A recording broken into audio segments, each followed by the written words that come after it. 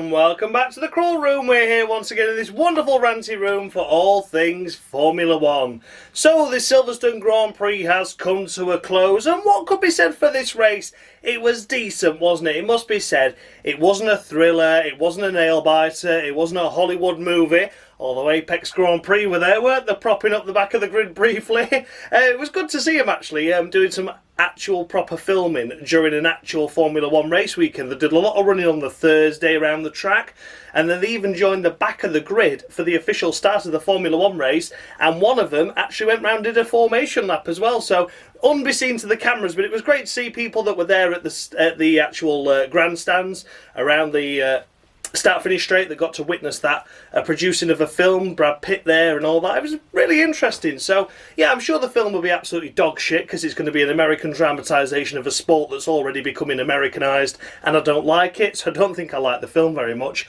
But yeah, apart from that, the race itself was actually quite decent. Some good midfield battles, especially towards the end, with different tyre strategies with the late virtual safety car and safety car. Some great dices up front as well, it must be said. An impeccable performance by McLaren, a lucky podium for Lewis. There's a lot to cover, and it's all going to be here on the Crawl Room. So if you've never seen this series before, I award the drivers out a maximum of 10 points based on their race weekend's performance, and I go all the way down to 0 if they have a particularly bad one. Take a look out for bonus points though. They're sometimes on offer for some drivers that do something extra special during a race, and on the very rare occasion, and it is becoming extremely uncommon at the moment, I do award minus points to those drivers that do something extra special but for all the wrong reasons. Let's take a look at the current Crawl Room standings then. Oh, it's on the screen now for you to take a look at. Take a look and see where your favourite driver is. Can you see him going up or down based on what I'm about to award him after the Silverstone weekend? As I said, there were some good impressive performances there, so I'm expecting quite a few climbers, but there could be a good couple of fallers as well. I'm sure you know who I'm thinking of. So let's kick things off with the race winner then, of course. It is Max Verstappen. I mean, do I even need to keep talking about him, to be honest? I don't know. But yeah, once again, it's another win. It wasn't as dominant though, was it? Let's be honest. That pole looked a bit touch and go at times, didn't it? And then for the race itself, we knew in the end that Max was always going to take the lead and eventually win.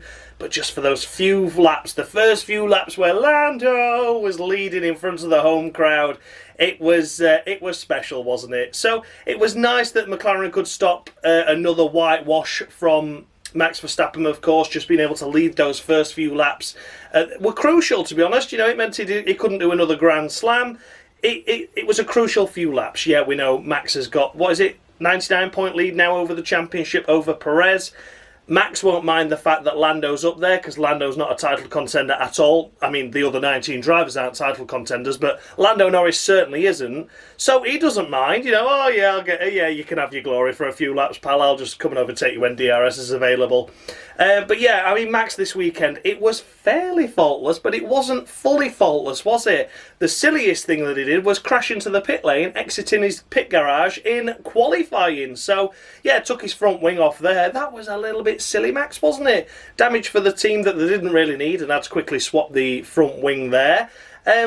Yeah, an issue that didn't really need to happen, but it happened. You know, it was something like, Max, you're so on form this season, that's bloody stupid for any driver to do. It was crazy. And then, as mentioned already, Lando jumped Max off the line, and yeah, Max was eventually got past him on lap 5 or lap 6, wasn't it? But it was a few laps that he didn't lead that really a Red Bull and Max on form should just be able to breeze off into the distance. But no, we had some hard work to do for all of a corner. So for Max Verstappen this weekend, I'm going to award him 8 points. I'm knocking him a point off for the poor start, and I'm knocking him a point off for crashing in the pit lane, because, you know, we've got to be cruel to be kind, and I am being very nitty-picky with what I am awarding Max, of course, because I think he could walk away with the Crawl Room Championship if we're not careful. But, you know, you never know. He's still got time to fuck up, hasn't he? But at the moment, he's on a roll, and yeah, knocking your wing off in a pit lane is silly. And having a bad start and costing yourself another easy Grand Slam just because of a poor start, yeah, it has to be a point off for that as well. So yeah, 8 points to Max Verstappen. As mentioned, finishing in second place, it is Lando Norris. Oh my God, Lando, where have you come from and where have McLaren come from as well? I cannot believe it. The start of this season, Lando wasn't doing brilliant, was he? The teams certainly were failing drastically badly, but these updates that have come in Austria just for Lando specifically, and then at Silverstone, Oscar got a lot more of them, but I don't think he had the full package compared to Lando, but he's transformed the McLaren. It really, really has for both Lando and Oscar this weekend. It has been ridiculous. McLaren had only scored 29 points in the entire season so far in the first 9 races. They scored 30 on their own at Silverstone. That just shows you how much improved they are, and I so hope they keep it up. Budapest, though, is going to be different characteristics, so it's going to be interesting to see what happens. But for Lando, this weekend in particular, almost pole position. You know, it was nail-biting stuff. Had Max made one mistake, it would have been pole for Lando. How cool is that? And in the race, he led some laps. He led some laps in the race, which was absolutely superbamundo. McLaren tried to throw it all away despite him having rapid pace, and they decided to slap on the hard tyres. But having said that, listening to Andrei Stella after the race and hearing his thoughts on why they went on hard tyres, it was the only new compound they had available to them. And the car, especially with the updates, they have worked out that it excels incredibly well having a brand new tyre on and is able to keep the pace consistent. If they'd gone for a tyre that had a couple of laps through them and a heat cycle in them, it tends to struggle to build the temperatures up again, which is extremely, this is how finite Formula 1 is. You forget about this stuff at times. But yeah, that's what Andrei Stella was selling. He was saying that it is all to do with the car handles new tyres fantastically well and it can manage them extremely well, but stick a set of used tyres on the car, it still performs well, but not as well as a new compound, regardless of what that new compound is. So that is why now Lando, as well as an impressive drive, let's not forget, was able to hold off the likes of Hamilton behind on those soft tyres. So yeah, it is still an error in my eyes, and I still think they should have gone for the soft, especially when Lando was screaming at him, I want soft tyres, I want soft tyres, and they didn't do it. I think they should have gone for it. But having said that, it was an impeccable race by Lando, and it's going to be no less than 12 points.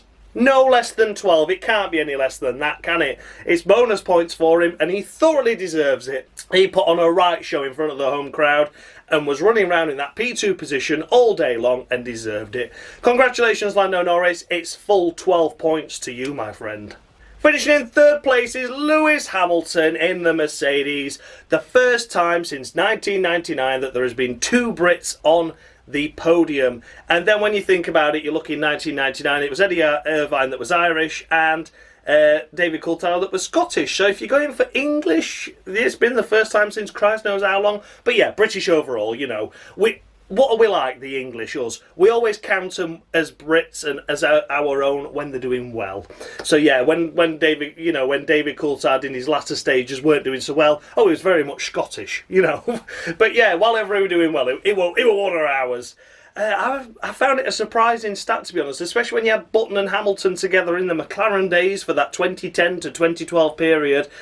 I thought they'd have been on the podium and shared the podium at least once during that time at Silverstone because they had a good car and they were good drivers, but it just never happened. So yeah, it's great to see it happen. Lewis's race this weekend overall, though, wasn't great, was it? It wasn't great. Yeah, here he is taking some champagne and a trophy home with him, but it was very lucky. It was the safety car and the virtual safety car that saved him. K-Mag detonating saved Hamilton of a top 6. Would it have been a 6th or even maybe a 7th place finish this weekend? So he was very, very lucky in that sense. He got a free pit stop and that's what saved him. That's racing though, not complaining about that whatsoever. That is how life happens. It is racing. But I don't feel I can score him anything more than a solid 7 because it was the work of the safety car that did it. It wasn't his overall pace and performance that put him up there. So yeah, people might think that's harsh, people might still think that's generous based on what he was doing up until that point, but I've gone for a mid-range there and I think a solid 7 is fair and a fair basis of where Hamilton's performance was all race. I'm not just scoring him because he had a lucky podium at the end, you know, although it was great to see. It was great to see. I can't doubt that one bit. But it's still, I can't award him and go shouting and screaming and saying how well he did when it was a lucky safety car. So yeah, a solid 7 to Lewis Hamilton. Finishing in 4th place, it is Oscar Piastri. What's your favourite pastry? Well, I don't know, but I'm going to shove my face with all kinds of pastries and celebrate based on that result. Oscar Piastri is best finish in Formula 1 and gutted, absolutely gutted, as am I, as are the McLaren team. That should have been 3rd place for him, but sadly that virtual safety car and safety car period did not fall into Oscar Piastri's hands. He'd already pitted before that breakdown happened for K-Mag, and that meant he obviously served a full pit stop under racing green flag conditions and lost out on the time, and meant he slotted into 4th place, which is where he stayed. Such a shame, such a shame. I mean, I can't believe we're disappointed with a P4 finish for a rookie. He's doing so well this season. Okay, Austria was a bit of a miss weekend, you know, and I wasn't fully aware that the drastic update improvements, but here we go now. But nonetheless, Oscar this weekend has done so well to the point where we're disappointed he misses out on a podium. But if that McLaren car can keep up, he's going to be getting podiums left, right and centre this season now. It's almost like the swap places with Aston Martin, isn't it? It's absolutely crazy. Oscar Piastri this weekend is a perfect 10. It has to be a perfect 10 to him, doesn't it? What a stunning job this weekend. Lining up 3rd on the grid, running round in 3rd throughout the remainder of the race, pretty much, throughout the race, and then just losing out at the end there with a virtual and full safety car.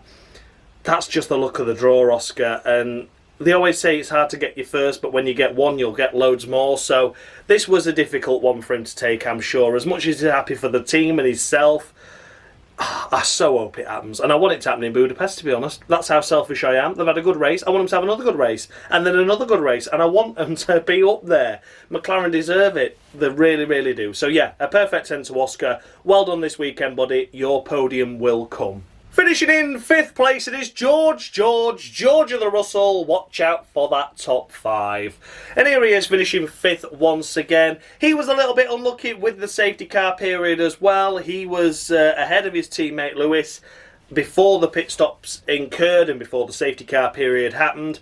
But this weekend again, George, it was alright, wasn't it? I can't really say it was anything more impressive or less impressive than Lewis, to be honest. It was okay.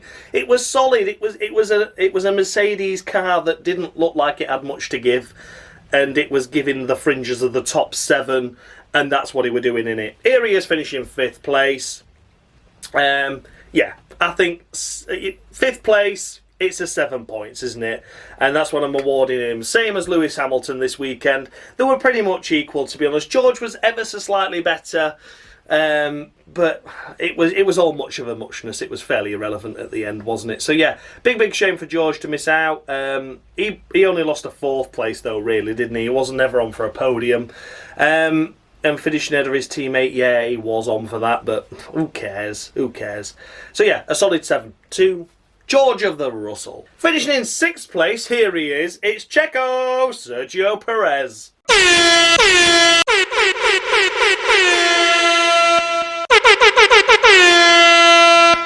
Hey, and as promised, here I am at Silverstone, still selling burgers at the back of a van, you bastards. Hey, wait a minute, I work for Channel 4 now. Come on, let's have some respect, please. And there we have it. It is Palmer of the Week to Checo, Sergio Perez. He is awarded a Palmer.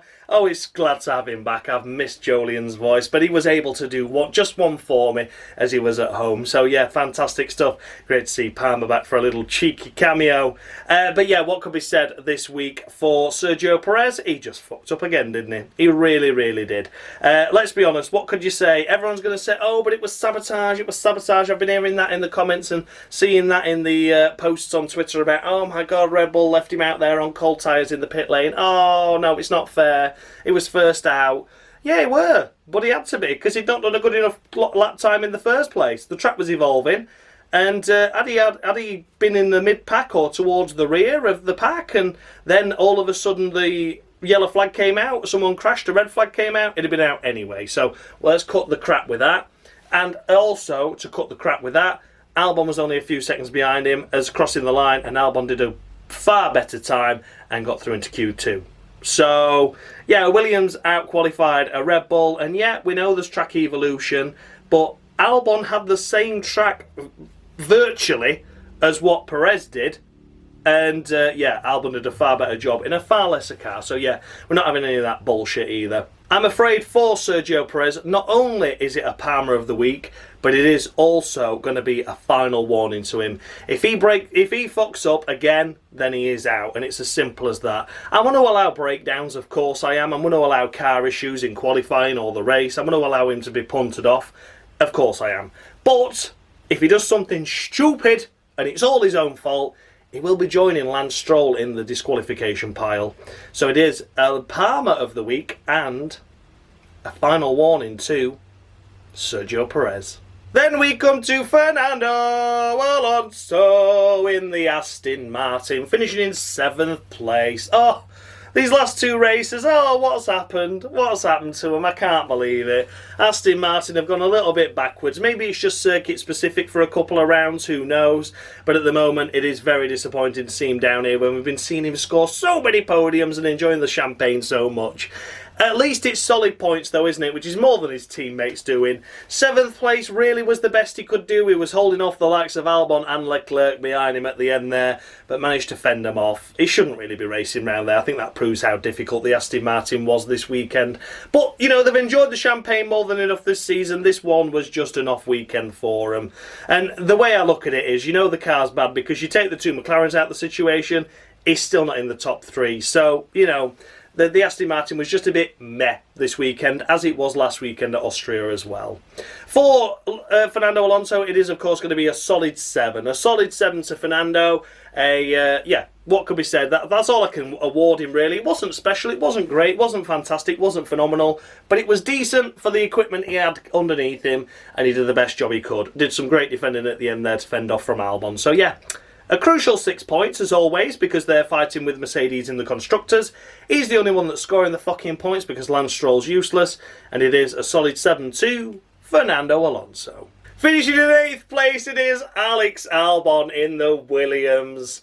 Hallelujah! What a stunning effort once again by Alex.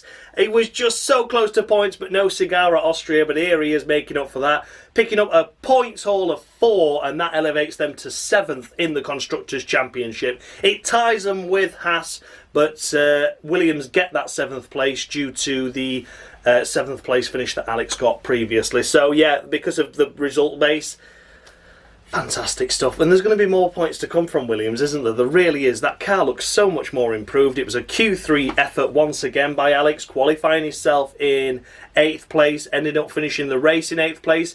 Did slip back a couple of places at the start, but more than made up for it towards the end, and was chomping at the bit there of Fernando Alonso. Had Leclerc not been behind him, he'd have gone for it, wouldn't he? He had to place. He was like, "Oh, I'm attacking, but I want to defend. If I attack Alonso and it goes wrong, I'm going to lose 2 points for the sake of gaining 2." You know, he had to think smart, and he did put Alonso under pressure, but had to drive sensibly because that Ferrari was looking strong as well behind, wasn't it? Alex Albon this weekend, it's going to be a perfect 10, isn't it? It's got to be a perfect 10, and that's exactly what he is getting. He is doing a superb job. He really has found his feet at Williams, and he really does deserve all the praise he's getting, does Alex, because he's doing a fantastic job for that team. 11 points puts them 7th in the Constructors. It's just a fantastic effort, it really is. So yeah, congratulations Alex, congratulations Williams. The updates that are coming through are fantastic as well. Let's see what happens at Budapest. I just hope it's more points. I just love seeing Williams in points. I just do. It's nice to see. So celebrating the 800th Grand Prix, 8th place finish, 4 points for Albon, and 10 points to him on the Cruel Room. Bravo, Alex. Finishing in 9th place, as already mentioned, it is la la, oh sacre bleu, sha-la-la. Oh, Ferrari being Ferrari again. Oh, delicious. Absolutely delicious. I don't know what the friggin' hell they were doing. I can't even remember. I don't really care, to be honest. Ferrari just being the joke of the paddock once again. My Jesus. Oh, blood, oh, Jesus. They were absolutely shite, weren't they? They had somewhat of a good pace-ish, weren't they? But they weren't really delivering what was promised. Tyre degradation looked to be quite bad compared to other cars. They stopped Leclerc for hard tyres early, then they stopped him again for mediums, and nothing worked, did it? So yeah, he tumbled down the order and finished 9th. Wow, oh wow. What a fantastic effort that was. So yeah, for Shalala this weekend, it's going to be 6.5 to him. It's been one of those races, hasn't it? I don't really know what to score him, so I think, yeah, better than average, but not amazing, and it's a 6.5. That's that. Let's get on to Carlos, shall we? And as mentioned, finishing in the final points paying position in is Carlos Sainz. Smooth operator. Smooth. I don't know what strategy to go on. No one fucking does do this. Like, oh, God, Carlos. Oh, again, I'm just going to get on with it. It's 6.5 to him as well. I just don't know. I just don't care. I'll just stick around while you're not there. You've had the time, you've had the power, you've yet to have the final hour. The radio, all we hear is Radio Carlos. Radio.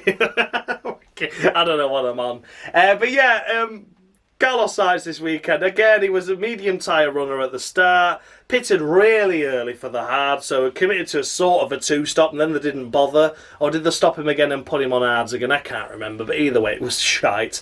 And he was lucky to score a point, wasn't he? So yeah, there we go. That was that for Carlos, and 6.5 to him. This Cruel Room segment about him was more exciting than the race itself for him, because that was what, all the way down there. Whereas at least the Cruel Room's added a little bit of spice and a little bit of a sing-song there. So yeah, well done. 6.5 to Carlos Sainz. Finishing in 11th place after crossing the line in 12th, of course, it is Logan Sargeant in the Williams. This close to points, and I think it's going to happen for Logan Sargeant because that Williams is much improved, and Logan does seem to be more at ease with that car now. He seems to have found his feet at Williams a little bit. You know, Austria was good. It was one of the best races I said I'd seen since Bahrain, his first race, and here as well, it was very good as well. Yeah, he's not on the pace with Alex. He's only 10 races into his career.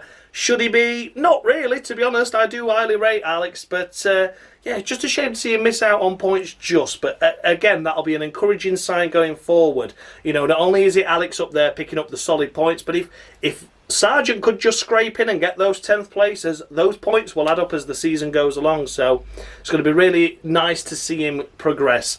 Needs to get his qualifying together. That's where it is costing him, isn't it? He can make progress in the race, but if he's a little bit further up the field, he'd be on the card for points a lot sooner. So yeah, if he can get his qualifying sorted, he ended up 14th, didn't he? And Albon was up there in 8th. So quite a deficit there over one lap. But as mentioned, if he can get up there, get inside that top 12, then just beaver away and pick up a couple of places, we could see points and could see him very soon. What do I think of Logan at the minute? I think he's doing all right for a rookie, to be honest. The car has been difficult. He's not had the updates for the last couple of races as well, which has meant it's been tougher to compare him towards Alex. But, you know, he's had a couple of rough moments. You know, Saudi wasn't brilliant for him, was it? And I think that was a big, massive knock of confidence for him, to be honest. You go from Bahrain, where you were close to points already on debut, and then you go into the second race and you're just spinning off here, there and everywhere and well off the pace.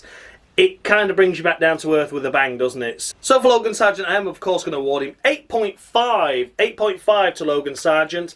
It was an encouraging weekend this weekend. Yeah, as mentioned, the one-lap pace isn't quite there in qualifying yet. The race pace itself was better. It was more matching of Alex, you know. Yeah, he was helped a little bit by the safety car, but as we mentioned up there earlier on with Hamilton, you know, he ended up with a podium as a result of it. So, you know, it's not a criticism to say he was benefited by something, because that's racing. But Logan, the signs are encouraging there. You know, he's had 2 good races.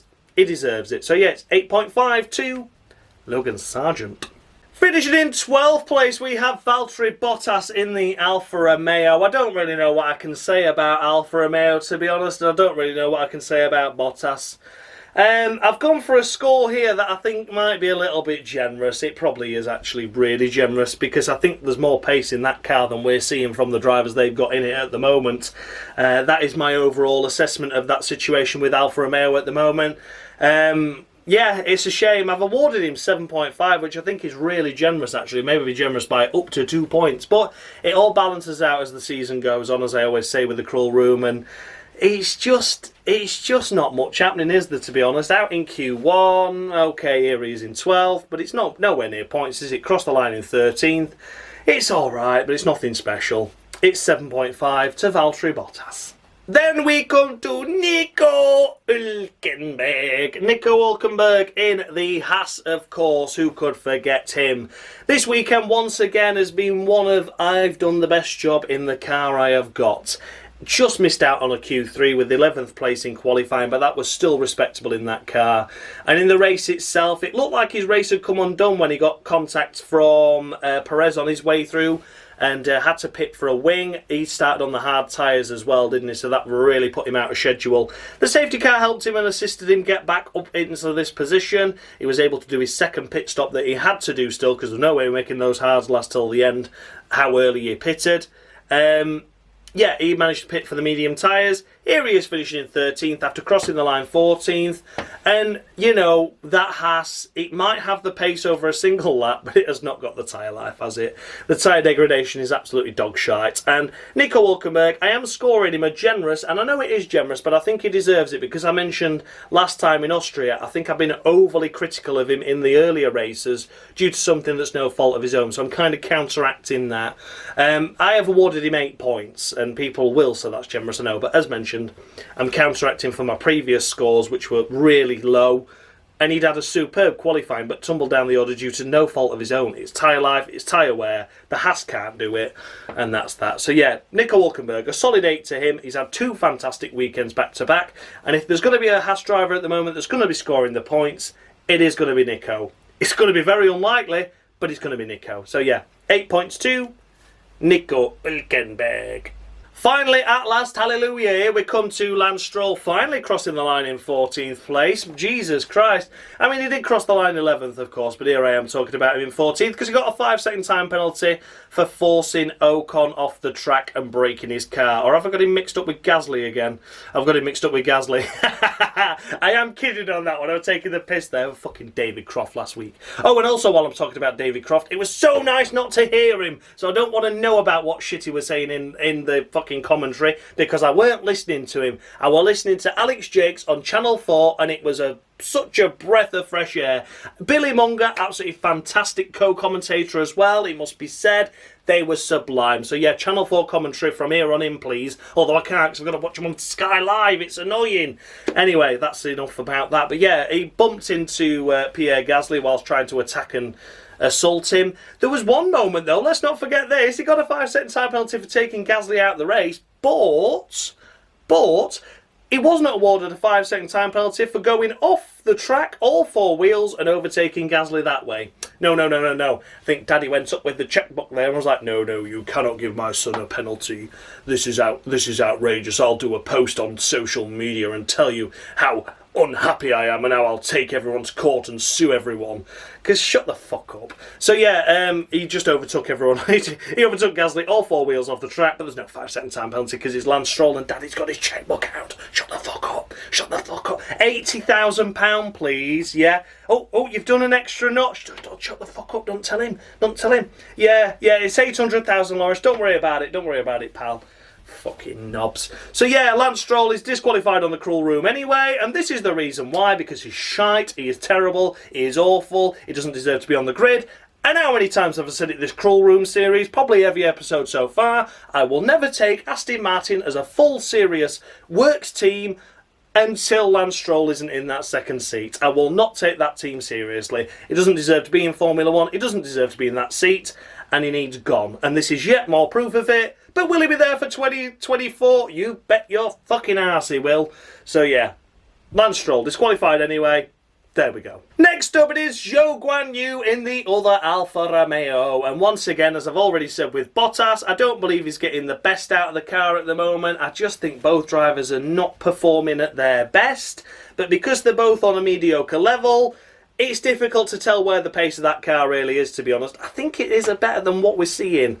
I think it's got points paying potential there. Zhou, of course, still vastly more inexperienced than what Bottas is. But it's just a shame, isn't it? I just cannot work out Alfa Romeo at all. I really can't. I've scored Zhou a solid 6, and I think that's fair enough based on Bottas a generous 7.5. Don't know what the bloody hell are playing at there, but nonetheless, I think it keeps him down the bottom of the cruel room standings anyway. And don't try and do it to manipulate the board. I just try and give people a chance that are down the bottom end of the field. But if they're not going to take my opportunities and chances of getting extra points than they deserve, then I'm going to have to start going backwards, aren't I? But for now, it is Zhou Guanyu and it is 6 points. And yeah, a frustrating weekend once again by Alfa Romeo. You've got the, likes of Williams up there in the points. It's just not happening, is it? They don't look close to him. So yeah, there you go. 6 to Zhou. Then we come to Yuki Tsunoda in the AlphaTauri, and this weekend has been another Met weekend for AlphaTauri, struggling with pace overall, really, and we couldn't see much of him. I've scored Yuki Tsunoda a middle of the row 5. I don't believe it's all his fault, but we saw so much promise from him at the start of the season. In a car that we knew was a tail ender, but he was putting in some incredible mid-pack performances, whereas this time around, and these last couple of races, we've not seen that from Yuki whatsoever. We haven't even seen him where he's been on the fringes of even the top 12. He's not been there at all. He's just been at the back. And yeah, it is probably car specific, but I'm just disappointed with how well he started the season and how drastically he has dropped down. These last 2 races, he may as well not bother turning up for. It's been such a shame. So yeah, for Yuki Tsunoda, it is a middle of the road 5 points to him. And just a disappointing weekend once again for him. It's such a shame. But we'll see how he gets on at Budapest. Maybe it's a circuit that'll favour him more. Maybe we can see a good old-style Yuki that we saw in the start of the season and see him do really, really well. I hope so anyway. But yeah, for now, middle of the row 5 to Yuki Tsunoda. Finishing last of the runners in this race, and as I've been recording this Cruel Room episode, we have had it officially confirmed that Nick de Vries will be no longer in that AlphaTauri seat going forwards, and it will be Daniel Ricciardo replacing him. So this will be the final time this season, possibly the final time ever that we get to speak about Nick de Vries on the Cruel Room Championship. And I'm going to do a full specific video on the dropping of de Vries for Ricciardo. I think it's only fair that I do. I have been quite vocal about what my thoughts are on this when there's been rumours around since as early as Spain. That's just a few races into a season about his imminent replacement. So I will be doing a full episode on it. But yeah, if you're watching Nick, which I know you're not, I would just like to wish you all the best. And yeah, I don't think this result is fair whatsoever, that you've been dropped. But I hope it doesn't really knock his confidence, because he has excelled in every other championship he's ever been in. He's going to be looking to find a new home now. Go back to Formula E, bud. You were great there. There's GTs for you. There's the Hypercar series now, which is expanding all the more in the World Endurance. Find yourself a home there. There'll be lots of works manufacturers team willing to pay you a handsome sum of money. Formula One does not depict a driver like Nick de Vries, and I unfortunately think that although he deserved the full season, his opportunities in Formula One came so late. He was the Formula 2 champion in 2019, and he's had to sit out several seasons doing other sports, and Formula E, which is a completely different kettle of fish. World Endurance is a completely different kettle of fish. He's been doing ELMS. He's been doing all sorts of series in various categories, and I just think he's lost the ability and overall skill and edge that he had in a single-seater car, because he's been doing all the other championships, and the information's just overwhelmed him. He can't unlearn his brain to relearn something new, especially in the short period of time that AlphaTauri have given him, threatening to sack him after just a few rounds. The rumours already there that early on is pretty disgraceful, to be honest. But as I mentioned, I've covered it quite in depth already, but I will be doing a full episode on it about his replacement, so look out for that before Budapest. But yeah, Nick de Vries, this is probably the last time I'm going to score him. Was it a fantastic race? No, it wasn't. And it is going to be 3.5 to him. But I do wish you all the best, buddy. And I hope you find a seat somewhere else, and to a team and a family of people that will appreciate you and respect what you do and respect your ability. And when you jump into that new series, I hope they give you the time it takes to adapt back from what you've been doing. I hope they give you time to recover emotionally from what's happened as well, because at the end of the day, these are human beings. And Nick de Vries has gone from being on cloud 9 to finally having his Formula One chance to being devastated that his chance has gone after just 10 races with AlphaTauri. It's disgusting, but there we go. So 3.5 to Nick, and a farewell to Nick de Vries as well, and I do really wish him all the best. Then we come to the list of retirements on this list, of course. So the last to retire in the race, the first on this list. As mentioned, it's Pierre Gasly. Got absolutely assaulted by Lance Stroll for not being able to fucking drive. Alpine this weekend weren't looking fantastic. Weather looked like they could have maybe scraped a point or two, especially with the Ferraris fucking up left, right and centre. But that's that. They're out, no points scored, and Pierre Gasly is going to get 5 points, middle of the row 5, which is the maximum I score retirements usually. I broke the rule last weekend to Nico Hulkenberg, but this weekend I'm going to stick to it, and it is a middle of the row 5 to Pierre Gasly. He does deserve that. A full 5 for a retirement is fair enough by me. He's done okay this weekend. He could have scraped a point or two, but yeah, Lance Stroll put pay to that, didn't he? 5 points to Pierre Gasly. Next up, of course, it is Kevin Magnussen in the other Haas, and this weekend has been one of mechanical breakdowns for him. Broke down in qualifying, exploded in the race. It wasn't great, was it? So yeah, again, K-Mag, difficult to judge his weekend overall this weekend. Did look like Hulkenberg had the edge over him overall, but then when he's not able to set a representative lap time in qualifying, not really able to. He was okay. He was showing his true colours in the race. We saw enough of him in the race, but at the same time, you don't know how those engine problems were, how long they were lasting, how long they were managing them. So again, it's a middle of the row 5 to Kevin Magnussen for him. And yeah, Haas this weekend are going to be so difficult to judge, isn't it? When they get to Budapest, because that circuit is known for excessive tyre wear, and on a car that chews its tyres up, I think it's going to be an embarrassing day for them. But fingers crossed, we hope for a miracle, and I hope that Kevin Magnussen has a solid race that he's able to finish. But for now, it's middle of row 5 to him. And then last but by no means least is, of course, Esteban Ocon out with an hydraulics issue early on in the race. Such a shame once again to see him out so early on. Couldn't really judge his race based on that because he was out within the first 12 laps, was it? He didn't do many. He was out very, very early on, so we couldn't judge him at all. So again, it's the middle of the row 5 to him. And yeah, let's hope Alpine come back stronger in the future races, because McLaren have firmly overtaken them once again for that 4th place in the Constructors. Sorry, that's 5th place, isn't it? 5th place in the Constructors, but nonetheless, yeah, Alpine really needs to get it together now. One of my regular subscribers, commenters, I believe it was Will, or could have been Kieran actually, was saying about how that he feels Otmar Safnauer could seriously be under pressure from Lauren Rossi. The team boss has been very vocal already this season, and I'm sure he will be very vocal again after that performance. Okay, Gasly wasn't his fault, but he was only looking to scrape a point or two.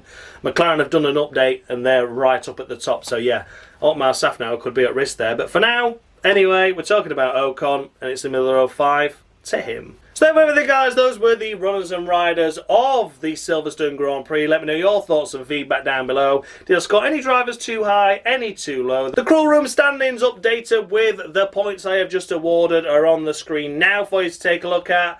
Thanks as always go out to Dan of Mushy Gaming, formerly Mushy Gaming, just runs under Dan Bartlett now, for providing me with the scoreboard that you see on the screen with the driver icons you see in the corner as I talk about them, and for the intro and the outro. He does more than I do, let me tell you that much. As always, who can forget Dave, F1 Games PlayStation, for providing me with the Palmer of the Week skit this week, and he voiced it as well. The regular Dominic Orlando, who provides me with the Latifi of the Week skit. Thank you so much, buddy, for all your continued efforts.